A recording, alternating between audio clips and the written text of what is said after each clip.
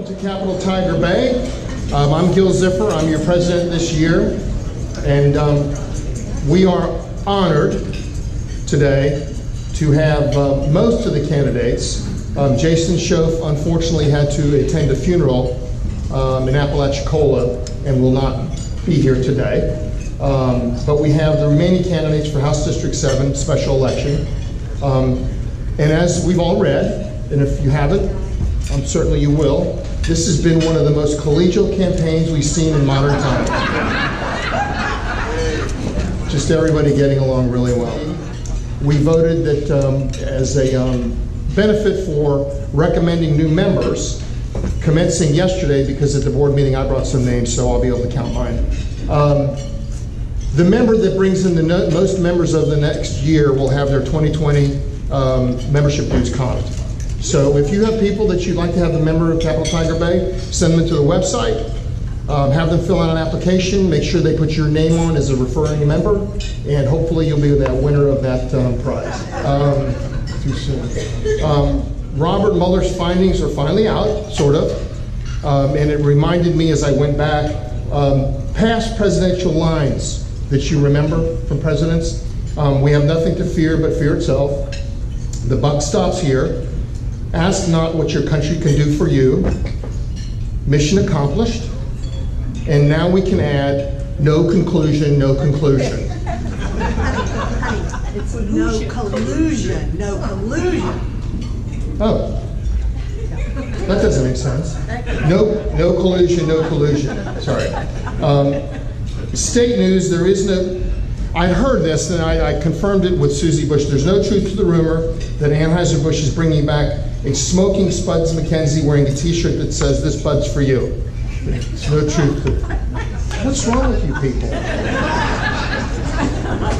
got a lot of laughs from other people. Get it? This Bud's medical marijuana for you. Smoking.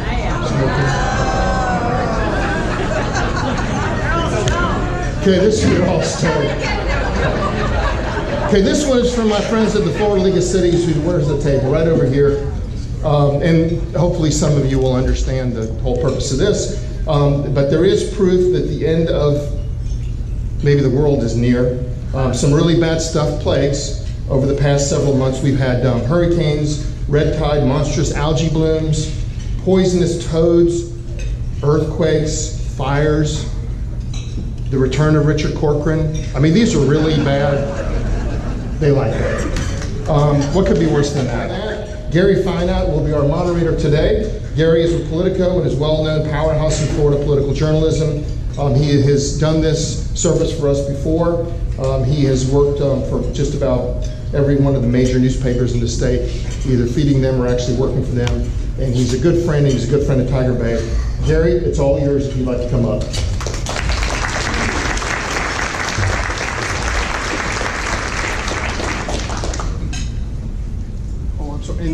Sorry. Very important thing I forgot to do. Would the candidates please come on the stage too? Kind of need you here, all of you. And then Gary will introduce you as you come up. I thought I was going to be a solo act or something like that. I was like, I think you're not here to see me. All right, great. We've got all our four candidates here, and as you all are aware, Halsey Beshears recently left office, opening up this House District 7, which stretches across 10 counties. And here are the four of the five candidates who are running for this. The primary is coming up just next month, and then in June in the general election, which means they get to have the fun of running for office, and then they don't have session for months until afterwards. So I guess it's a good gig if you can get it. We're going to start here. The candidates are, first we have Linda Bell. She is from, she currently lives in Tallahassee. She's the president of Florida Right to Life. She's the town manager of Sneads. She's also a former Miami-Dade County Commissioner and the former mayor of Homestead. I'm sure you must have lots of interesting stories about political life in Miami. And then we have Virginia Fuller, who did run for Congress previously, and she's also a former county commissioner for California. She lives in Perry. Next to her, we have Ryan Terrell, who is a consultant in Steel Communications and directs the Young Democrats of America Southeast Operations. And then we have Mr. Watkins, Mike Watkins from Crawfordville. He is the Big Bend Community Based Care CEO. And we will go ahead and start with Mr. Watkins.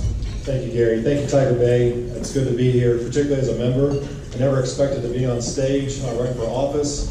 I grew up in Washington County, which is a small place called Wausau, Florida. Some of y'all know where that is. You probably read in the Democrat that it's the possum capital of the world. That's where I hail from. It's a place where God, family, and hard work still matters. District 7 is a huge district. We've been out without representation now for several months. It's time for a change in District 7. We need folks that have the same values, that understands the rural communities in Northwest Florida, and can be a fighter that can go in and compete in the arena that we call the Florida Legislature. I've got the experience and I've got leadership throughout my life, whether it be playing football, working as a state employee under Governor Bush, or being the CEO of Big Bend Community-Based Care to do the job. I think those are the distinctions that you're going to see in this Republican primary, is the differences in experience and leadership, and the ability to fight for our Northwest Florida. I appreciate everyone that's here. I'm not running against anyone on stage. I'm running for the people in District 7. Thank you. I'm very excited to be here to present to you. I was flown in to the Tiger Bay Club in Tampa Bay many years ago to represent Florida Rights Alive, and I debated Patricia Baird Windle, a notorious abortionist in Tampa Bay, and that was actually a lot of fun. So I'm very happy to be here today, probably in a much easier and lighter topics debate.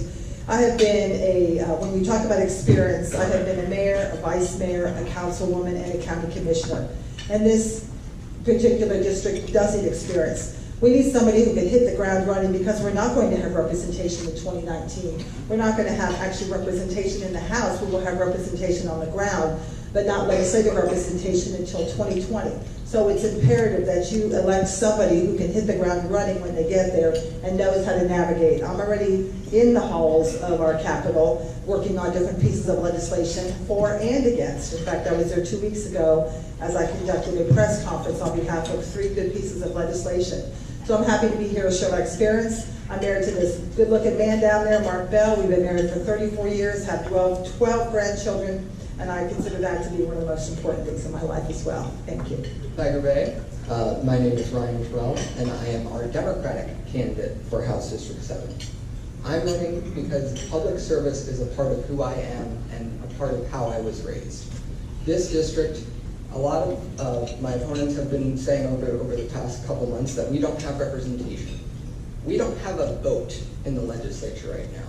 I have been making sure that we are still having our values and our needs taken care of and represented, and just like our rest of our delegation has done as well here in Leon County. People in this district are hurting, not just from Hurricane Michael, but for poverty and other things that have caused this community to hurt for a long time. They need to know that we have a legislator who cares, has compassion, and is making sure that their needs are placed first. I'm here running for them, and I'm here running for you all to be your voice in District 7. Thank you, and I look forward to having a wonderful discussion today. Thank you.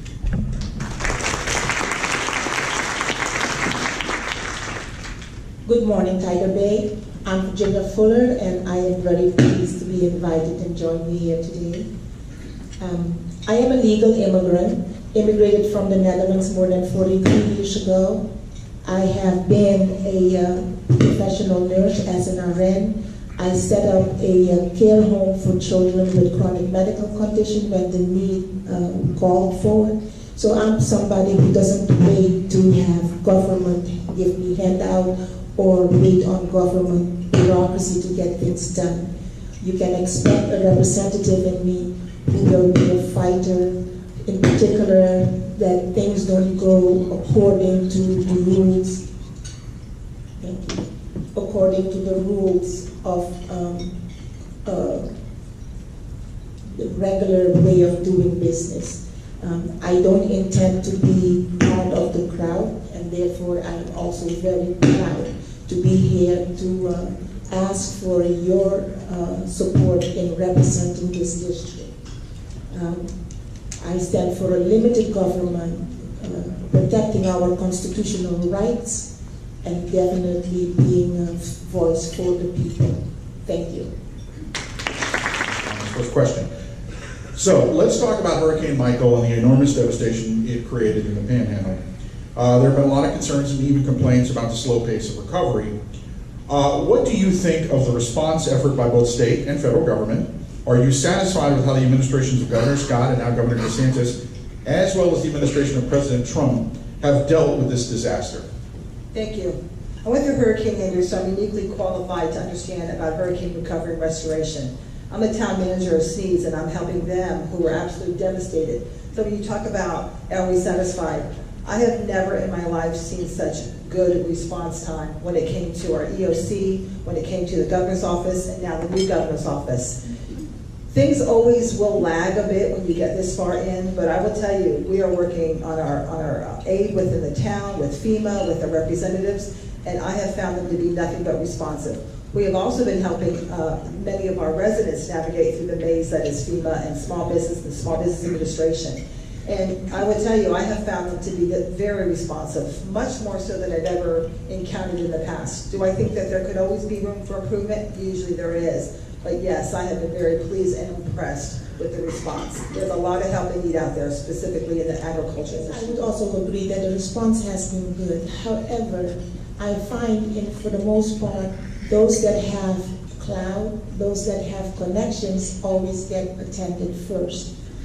As I traveled during my campaign and I visited people out there, I have met people that live in homes that are not safe to still live in, but they have no other needs. People in Calhoun County, for instance, that they live in deplorable conditions. So I would like to be the person that will ask questions. Why is there more time devoted to taking care of what happens in the park than the people of my district?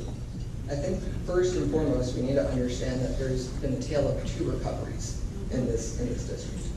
For those people who have insurance, who have more connections or clout, or even on the coast, they have had the ability to recover well because the attention has been focused on them. So I think that the basic question has been, is the governor and the president's administration been effective at recovery? When they get to it, yes. But for our inland communities, for our rural areas, for our people who don't have insurance, because they come from poverty, or they come from a family that didn't own the property, the response time has not been effective. And we have an obligation to make sure that we do everything possible to not only make sure the coordination's on point, but that people are feeling relief now, and they are not living in tents because FEMA or other administration or efforts, sorry. Mr. Watkins? Thank you. There is two tales of the story, and the tale is east and west. So when you go just west of us here, and you get into Franklin and Calhoun and Liberty and Gulf counties, it's completely different than the folks that are on the east side. There's really no comprehension or any remote comparison between the two sides of the district. So for our neighbors on the western side, and for example, Ms. Messer that lives in Alpha, her big issue is trying to get power restored to her primary house. She is living in a camper, and her home was condemned. And so the ability to actually procure and get the dollars in place to put in a new trailer for Ms. Messer is her big challenge. So I applaud President Trump for having the 100% reimbursement through the FEMA grants, and we need to work closely with Governor DeSantis and Senator Montford to get the additional resources to those people as soon as possible. All right, thank you. All right, next question is going to be on the issue of gun and gun rights. I noticed that several of the Republican candidates have mentioned Second Amendment rights on their campaign brochures. So I would like to know, Did you support or oppose the law that was passed last year after the Parkland massacre that made it illegal to allow someone under 21 to buy a rifle, and also allow law enforcement authorities to ask for a judge to let them remove guns in certain cases? I would also like to add on to that, additionally, what do you think of allowing teachers to carry guns in the classroom? So it's a two-part question on the issue of guns. And we will start this time with Ms. Fuller. That have been considered mature enough to go to war and fight and defend our country should have the right to carry and bear arms in our free country. I am in support of the school guardian program, which is the program you referred to as allowing teachers to carry guns. In Taylor County, there are guidelines, and I like the fact that the person that will get that position will get more training than a regular police officer goes through the police academy. So it's also not required that they do carry guns. It's on a voluntary basis if you're not a full-time teacher. So for that reason, I am in full support of the school guardian program. We'll go next to Mr. Terrell. First, I think we need to understand that the law that was passed last year and the policies that you asked are two different questions. Do I support the policies? I'd like to address them individually because they're not the same questions here. As far as the law last year, that was Parkland was personal. I was raised in Broward County, so I went to school at Cypress Bay High School, which was we constantly had extracurriculars with people who went to Stone Douglas. So, do I support some of the policies that law put in place to address Parkland? Absolutely. Do I support arming teachers? No, because that is not how you address the situation. We need more mental health funding in our schools. We need more safety protocols. We need secure campuses and openings and entrances. Those are ways that we address the problem itself, not by giving guns to a teacher that's already putting too much effort and stress on them. Mr. Watkins. Thank you. This is a very important issue. I did not support Senate Bill 7026. There's a number of good issues in that bill, like most bills are, but there's also some bad things. I was raised by a Marine and a law enforcement dad, and one of the things that we talk about often is liberties and freedoms in this country and how important they are in our conservative values. And when you start taking away liberties and freedoms from law-abiding people, that's a problem. I don't think it does anything raising the age of 21 to protect people in our schools or for our young people. I've asked this question often. If Senator Bill Montford had an AR-15, would anybody in this room have a concern? I don't think so. I don't think so. So with that said, this is not about us taking liberties away from people that are law-abiding citizens. This is about protecting our kids. That's why I'm working with the 7 sheriffs that have endorsed me and law enforcement, because I think they're the authority to determine what our safety needs are in our schools. No, I did not support Senate Bill 7026 at all. I think it's insane that when you take a look at Broward County, I was also born in Broward County, and when you take a look what's happening there, you had somebody who was very troubled, had been visited by the police department 39 times, was ignored because there was an Obama-era administration edict that went to the schools that you were supposed to kind of ignore crimes that were happening, whitewash them, kind of ignore them because it was presupposed that most of these crimes and criminal activity was by minorities, which I think is racist in itself, but that the fact that they felt like that children, minority, young people were getting discriminated against or picked on at a higher rate than those that were not.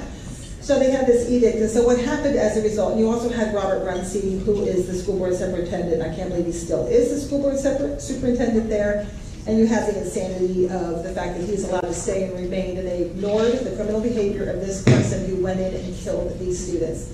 This is not a problem of a weapon. This is a problem of a person who should have been incarcerated a long time ago. We always want to blame the wrong person. Guns don't fire themselves. Thank you. I think I know the answer, but I wanted to go ahead. You did regarding Guardian Program and the arming of teachers. Yes, because it's not the arming of teachers. It's those teachers that already have concealed carry weapons, who are already accompanied with it, and who are willing to undergo additional training. So yes, I would absolutely support that. How insane that you advertise, this is a gun-free zone, so you're advertising for every Looney Tune who carries a gun to come in here and shoot up our kids. So when are we going to stop that insanity? So do I support the Guardian program? How many times can I say yes? Thank you. Thank you. All right, we'll start this next question with Mr. Terrell. Wanted to ask candidates their positions on marijuana. Would like to talk to you first about get your thoughts about expanding and legalizing the production of hemp throughout the state. And then but I also like to know if you would eventually agree with the idea of allowing recreational marijuana in Florida. Go ahead, Mr. Trout. Yes. I think it's absolutely insane. If we're going to be a country that talks about supporting individual freedoms and liberty, why are we regulating people's personal behavior that has not been shown to cause crime? People talk about marijuana having a correlation with other drugs. Most of the, and let me, I guess, make the distinction that hemp is not marijuana. Hemp is not THC, which is the euphoria and high-causing chemical. It doesn't have high amounts of that. It can't get you high. So I support the hemp program. It was a bipartisan bill that passed Congress in the Farm Bill that allowed hemp to now be legalized. It's bipartisan. I think that our agricultural industries are hurting, and that could be stuff that they are able to modernize and help increase our revenue in the state.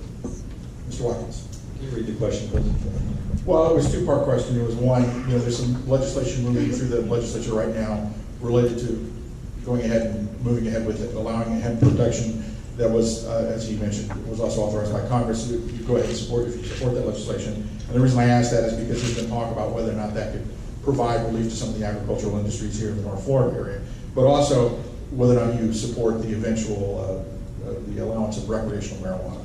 So I've spent the last 26 years working with families in the Panhandle on issues around substance abuse and mental health. And I can tell you, just last night, we had a fundraiser, and there was a lady that had lost her son to drug use. And it's a very touchy issue. It's a very important issue to many families, regardless of your party, regardless of how much money you make. We all know somebody that struggles with addiction. And I will tell you that my viewpoint of it is I do not support the expansion of marijuana. Certainly don't support the legalization of recreational marijuana. We have other states experimenting with that, and we see the bad results that are happening there. And I actually see it on the faces of grandmothers, of mothers, and brothers and sisters every day. When it comes to hemp, if that is a viable cash crop for the Panhandle, we're an agriculture district, much more than Leon is in the outlying counties. I've talked to Michelle Vasilina quite a bit about this. If it's a possibility for us to get our farmers back on the road to success, then I'm happy to explore that. Thank you. The voters already spoke on this as far as medical marijuana. So the voters have already weighed in, so we need to honor the will of the voters. So I do support medical marijuana. I do not support whatsoever the expansion of going beyond that to recreational marijuana. I have seen the results of that. Just take a look at Colorado. They're really suffering, and I think they wish they could go backwards. I have also known people who were addicted, one of them being my own sister at one time, and the gateway to them was marijuana. And I don't care if they say that it isn't. We saw it happen and we watched it. So the gateway from marijuana to cocaine wasn't that far away. And it almost took her life and her children. So she's been on the straight and narrow for many, many years now. But so I do not support the expansion of recreational. I do support medical marijuana. Hemp is a crop. I would not have a problem with that. Ms. Cole. I have to agree with Linda that the voters have spoken and we have to accept the decision. Just like we want everybody to accept the decision that we chose President Trump for our president. Yes, I do support medical marijuana. There is a lot of beneficial use for it. When it comes to agriculture benefit, I am not so sure that it's going to be a big moneymaker for our state because Florida does not have a climate that is conducive to growing good and quality hemp. So as much as I agree that hemp and the medicinal property of hemp should be available to us, it can be better imported from other states that do that and let us not expand it, because most likely what will happen, the expansion will turn into marijuana, and then you will have more regulatory oversight that will be needed. In regards to that, do you support the idea that anyone, regardless of their income, let me stress that again, regardless of their income, should be given money from the state to send their children to a private school if they choose? Explain why or why not. We'll start with Mr. Watkins. I'm a son of two parents that have GEDs. They were very hardworking, very smart people, small business owners that understand how to be successful in this country. And they hope that I could have the opportunity to go to college and earn a football scholarship and an academic scholarship, which is exactly what I did. So I will tell you that public schools are very important to me.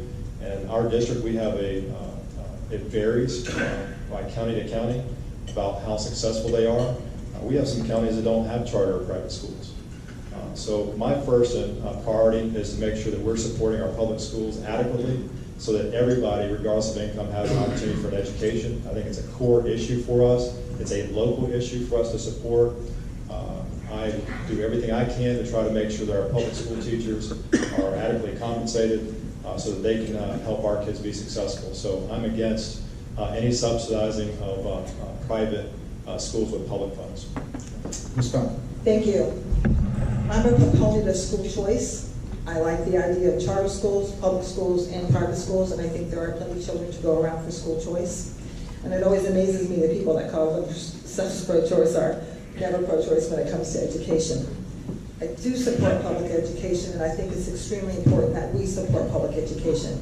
But I think the way the question was framed was a little bit unfair, because you only signaled out the wealthy people. Well, it really doesn't fall that way. There are many poor people that are bound by their geography to a particular school, and their children are stuck in that particular school and they cannot get out. They cannot get a voucher to go outside.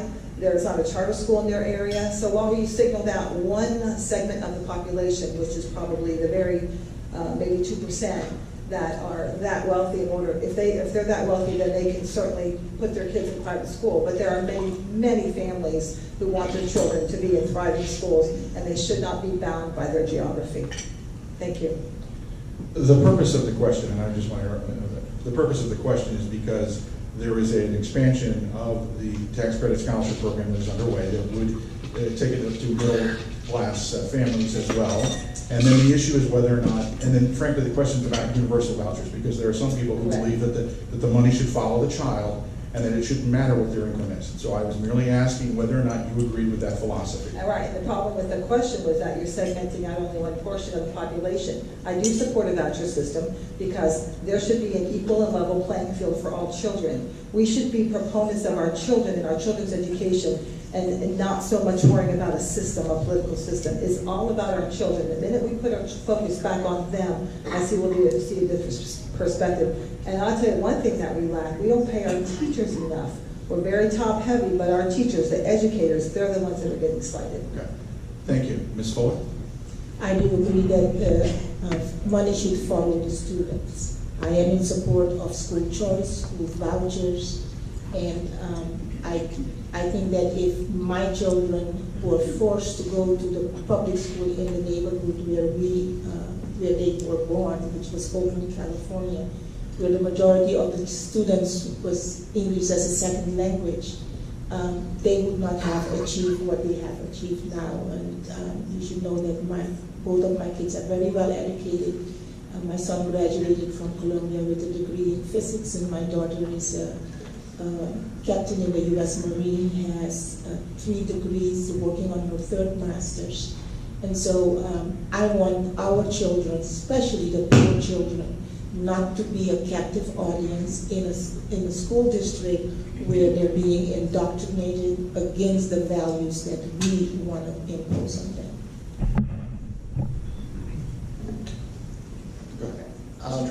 I think that the framing of the question is wrong, but not in the way that Linda's talking about. The issue isn't about choice. That isn't the debate that we have in the legislature every year. The issue is about standards and accountability. Right now, we have charter schools and private schools that are not held to the same standards as our public school systems. They are given public dollars, but aren't held to the same standards in every case. And obviously, I'm generalizing a little bit here, but there are cases like that. So if you're going to use public dollars for schools that are not controlled by the public school system, you should be held to the same standards as everyone else. Otherwise, it's not a direct comparison. The issue is we need to properly fund education and properly fund our schools that already exist so that children are given those opportunities that they need to learn and be successful. Some of you have said that you will support President Trump's agenda if you are elected. Explain what policies of the president you support, and if there are any things the president has suggested that you oppose. We'll start with Ms. Powell. Yes, lower taxes. He has done a fabulous job of bringing in, helping the economy, bringing jobs back overseas, protecting life, protecting unborn life, actually far more than I remember any other president in my lifetime. Enforcing the rules on immigration. He has done a fabulous job on that, and I think I wish he had more cooperation in Congress on that. So I think that those are the main areas where he's done a fantastic job. Okay, I assume there's nothing you oppose that he's... Do I love everything the man says? No. Am I very thrilled with with what just about everything he's done? Yes. Okay. Thank you. Ms. Fuller. I can't think of anything that I think I'm opposing that the president has done so far. I'm going to try harder next time I can answer that question. But yes, I am in full support of his immigration policy. We have to build the wall, not only to keep terrorists and unwanted intruders out, but also to protect our American citizens. Too often we fall victims to the criminals that do come across the border. So the wall has to be built, and it can't be built soon enough. I'm also in support of his economic program. He has done a lot to give at least people hope and the inspiration to continue their drive to be self-reliant and independent from government oversight and overreach. Mr. Trump. So there are a few things I agree with this administration on. I agree with the administration when it comes to a focus on housing and infrastructure redevelopment and repair in this country. The Department of HUD, basically, Housing and Urban Development, they have done a lot of great work and have a lot of programs that could be used to help this district and this region rebuild. What I don't support is I don't support policies that attack people. I don't support policies like the one that is being proposed by the USDA to reduce SNAP benefits that would negatively impact 20,000 families in our district. I don't support policies that would hurt our farmers. I don't support policies that would impact rural economic development programs. I'm here to fight for our district. I'm not here to be anyone's cheerleader or puppet in this administration. I'm here to get things done for the people of my district. Mr. Watkins. Yes, I do support President Trump. I got on board early in 2016 and financially contributed to the president and his pursuit of the nomination. And I will tell you, I think there was a big difference in politics since he's gotten involved. And one of the things that really appealed to me was this idea of American exceptionalism. I was taught by a Marine that America is excellent. I had an uncle that fought in the Korean War, great uncle, technically. And I will tell you that heralding these guys and paying homage to their guys and their sacrifices and giving the support they need and the equipment they need to be the best in the world is something I support 100%. As for securing the southern border, every day I see kids that are affected by opioids and drug issues. And 80% of all fentanyl and opioids legally are now coming across the southern border. So for that reason alone, we have a crisis in our country that we need to address related to that. Support taxes as well, low taxes, and our men and women in law enforcement. Okay, thank you. We'll start with Ms. Fuller. If there was one bill for which you were responsible for passage and by which your legislative career would be judged, what would that bill do? In other words, take your best shot. What's the one thing you'd want to do if you got elected? I guess I would like to pass a bill where people would have easier access to the resources that are out there. We have a budget, and it's for the ordinary person, it's so hard to get the help when they need it. So I would like to see more streamlining of our bureaucracy, more assistance for individuals, especially those that are disadvantaged, poor, elderly, or disabled. That would be my wish. Mr. Terrell. So I think one thing that distinguishes me from anyone else in this race is I'm a former legislative aide. So I've actually been involved in the drafting of legislation before. And I've introduced policies that are on my website, if anyone wishes to look at that later, that would be bills that I would file when I get in office. One of which would be to focus more on providing the tools and equipment for our blue-collar workforce, for students who are trying to enter technical and trade programs.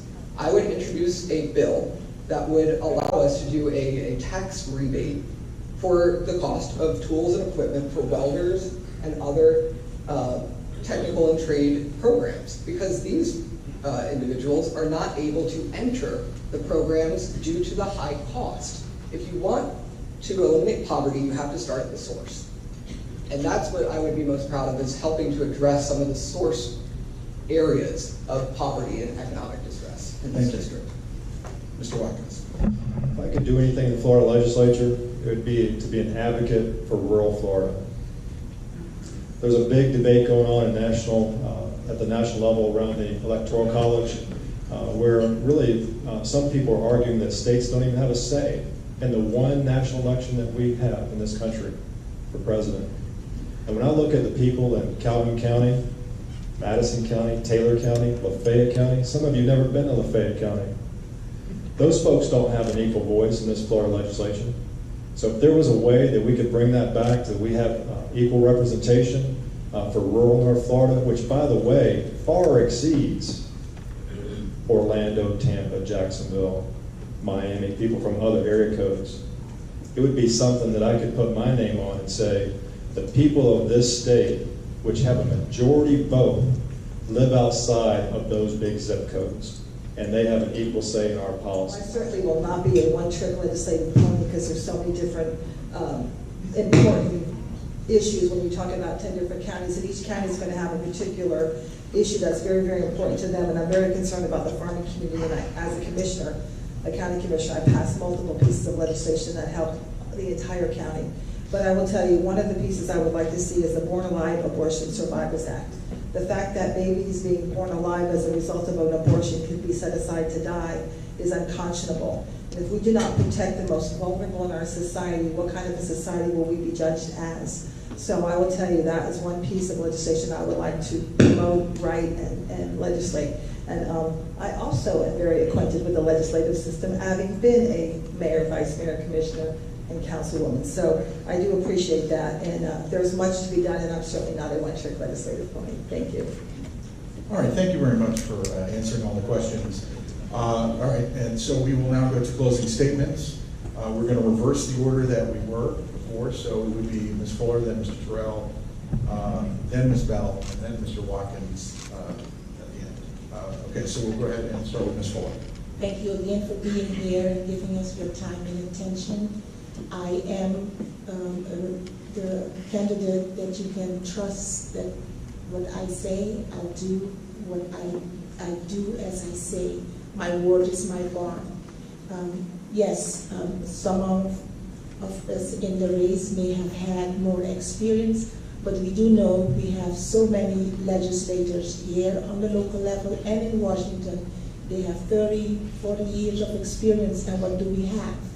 So we don't need necessarily to be hung up on the experience, but are you going to have a candidate or a legislator representing you at all times and always having your best interests in mind?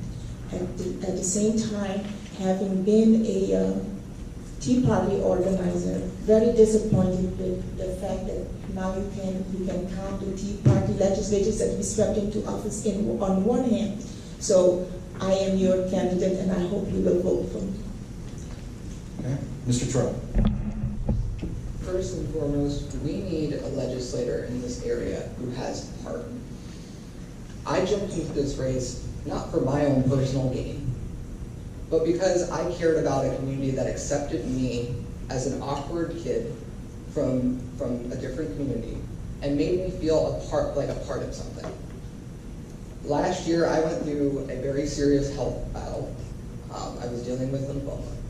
And that's not something you just deal with. You continue to deal with. I could not be here running for this race. I'm running for this office because we need somebody who cares about this community and who is ready to get things done from day one.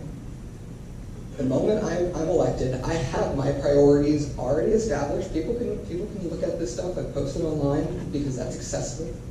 But I'm also doing the very best I can physically to be as many places as possible and to hear the concerns of this district and make sure that they know we have somebody who cares and they are wanted.